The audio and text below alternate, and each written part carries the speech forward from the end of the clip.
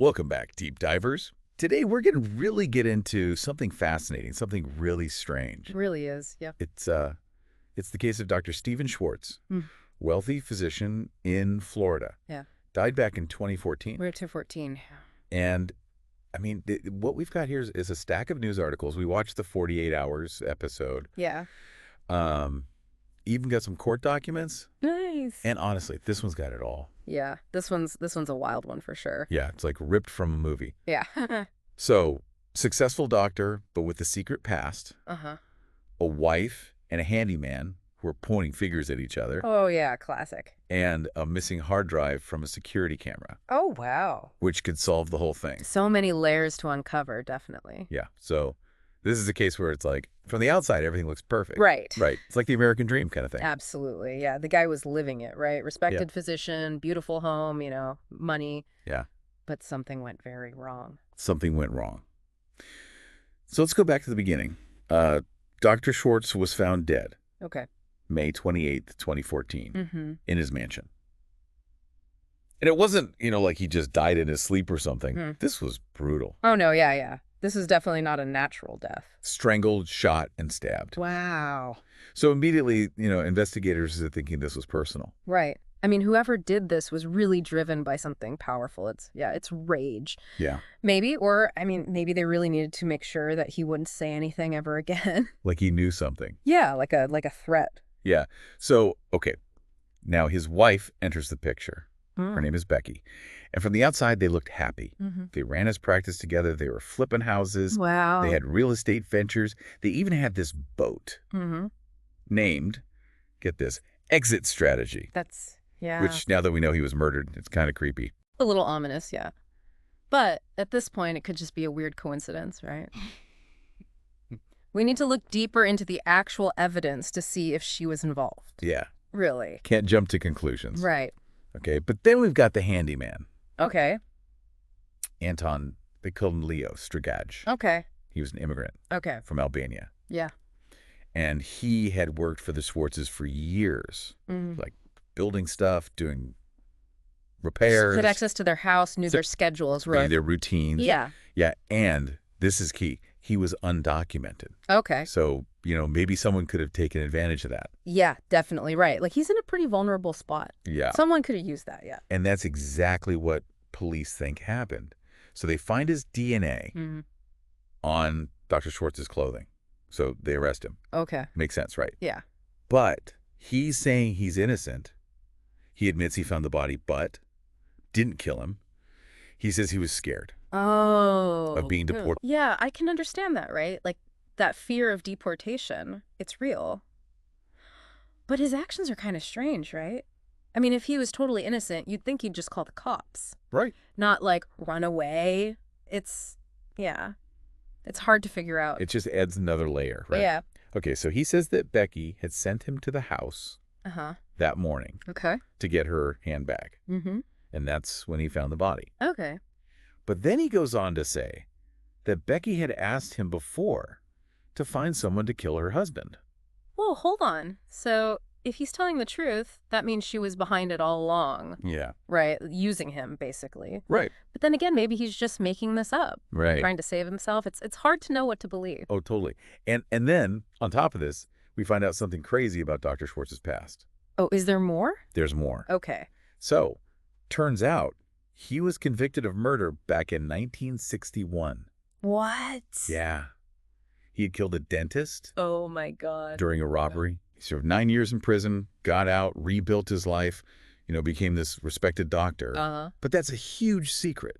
Absolutely. I mean, think about it. Someone could have used that to blackmail him. Right. Like, that information would give you so much power over him. Right. You could control him, take his money. And that's exactly what some people think Biky was doing. Oh, wow. There's actually a police document that says one of his office workers said that Biky was blackmailing him.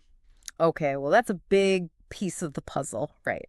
But it's still just one person's claim. I mean, we need more than that to really know for sure what was going on with this blackmail. Is there anything else to support it? Yeah, that's fair. It's tough to know. But here's another thing. His kids got nothing. What? Nothing. His whole estate went to Biky. I mean, did he actually change his will, like, willingly?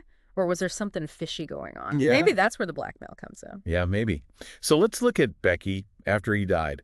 She sold his practice, like, right away and moved to Wisconsin. Okay, so she just left everything behind. That's, some people might say she was running from the investigation. Yeah. Right. Others might say she was just, like, trying to deal with the trauma, Everyone grieves differently. That's true. But her behavior was a little off. Like, there were reports she was drinking a beer at like 9 in the morning after he died. Yeah.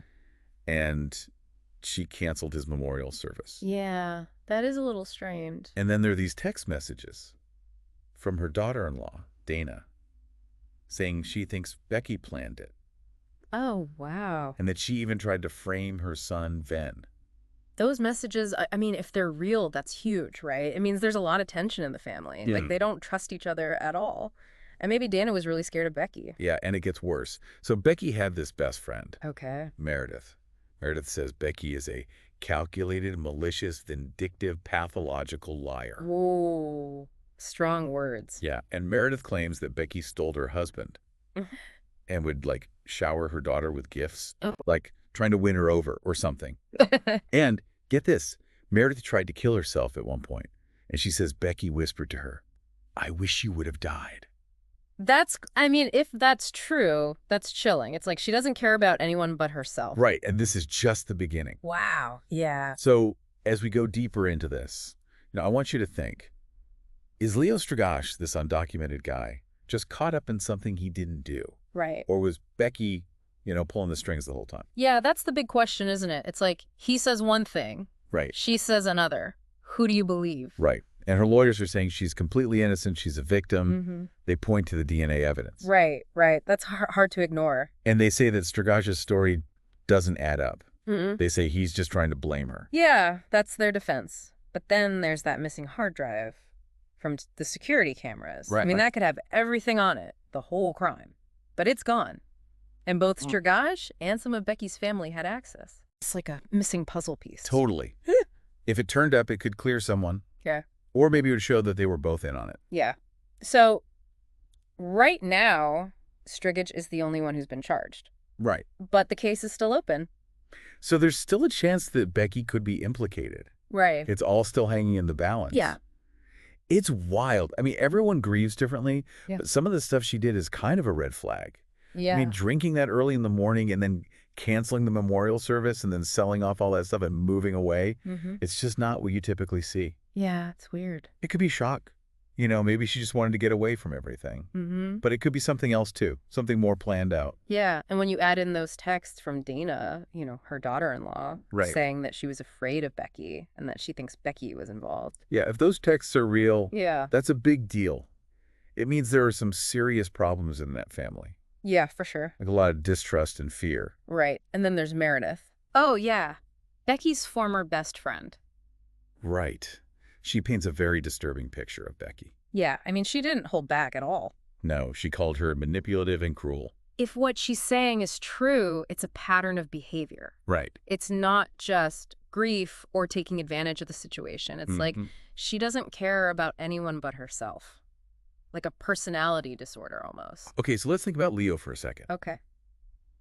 He was terrified of being deported? Yeah. Which makes sense. Totally undocumented, Right. He must have felt trapped, like he couldn't win. Yeah, stay silent and get deported. Right. Or talk and get in trouble with the law. Exactly. Yeah. So maybe he just wasn't thinking straight. When you're that scared, you don't always make the best choices. But what about his story about Becky asking him to find someone to kill her husband?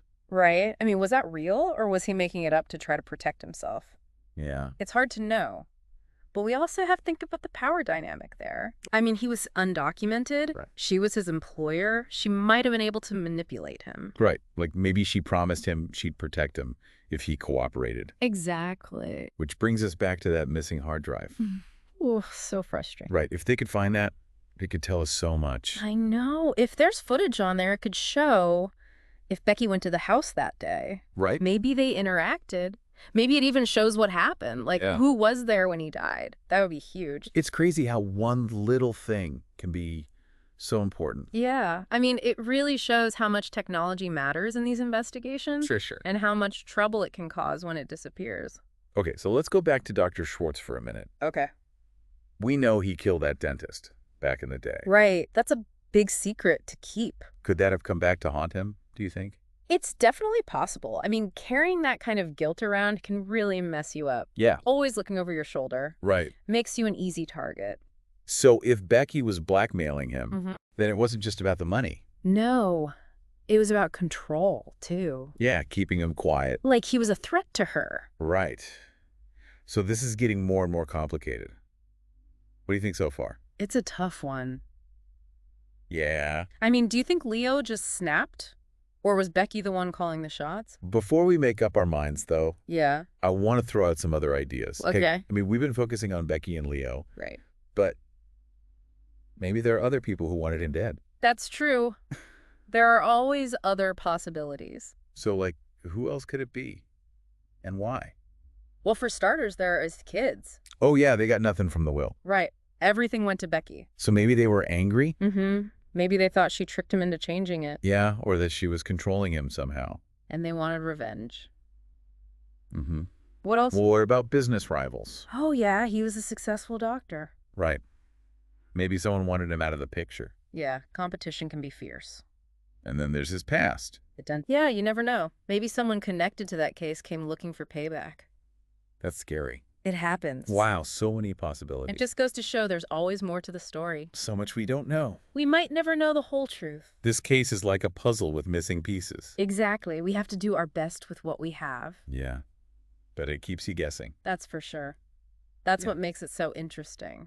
I mean, you look at it from the outside, right? And everything looks perfect. Like, picture perfect. Yeah, total American dream, big house, successful career. But then you start digging and it's like this whole other world opens up. It really makes you think, right? Like, what goes on behind closed doors? Exactly, because with Dr. Schwartz, it wasn't just a happy marriage, big house, you know, all that.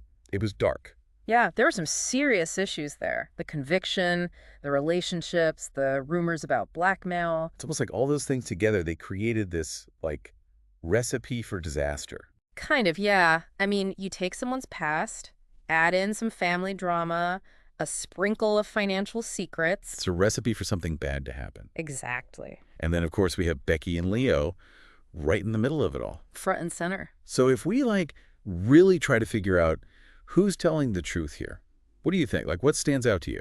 Well, with Becky, it's the things she did, right after he died, plus what other people are saying about her. Yeah, give me an example.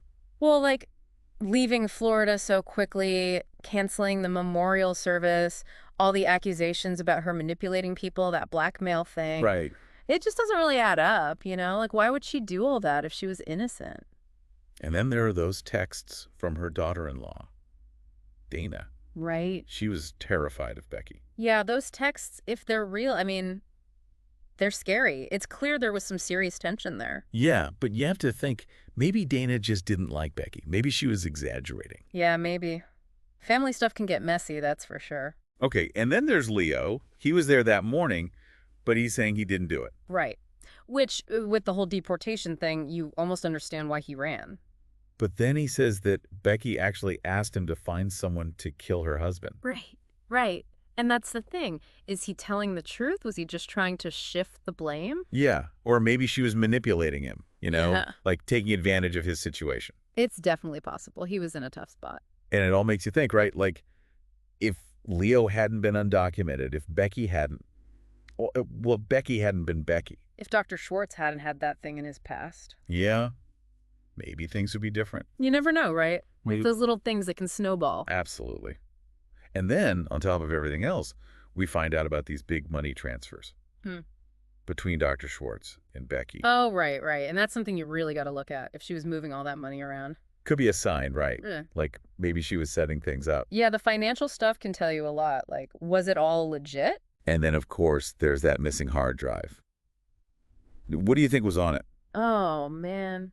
Who knows? It could have had everything. Like if it magically appeared right now. Well, we might know exactly who was at the house that day. Maybe even see some interactions, Like proof of what really happened. Exactly. It could change everything. Yeah. But it's gone, and we may never know. that's the tough part. It's a reminder that sometimes you just can't get all the answers. It's frustrating, right? Yeah, for sure. So we've really gone deep on this one. Yeah. This whole case, Dr. Schwartz's life, his death, it's crazy. It's definitely a case that stays with you, all the twists and turns. And we still don't know for sure what really happened. Yeah, it's true. We've talked about the evidence, the psychology, all the different possibilities. But sometimes that's just how it goes. It's a good reminder, though, right? Like, don't judge a book by its cover. Things aren't always what they seem. And that there's always more to the story. So, deep divers, I hope you enjoyed this deep dive as much as we did. Keep those minds curious, and we'll catch you next time.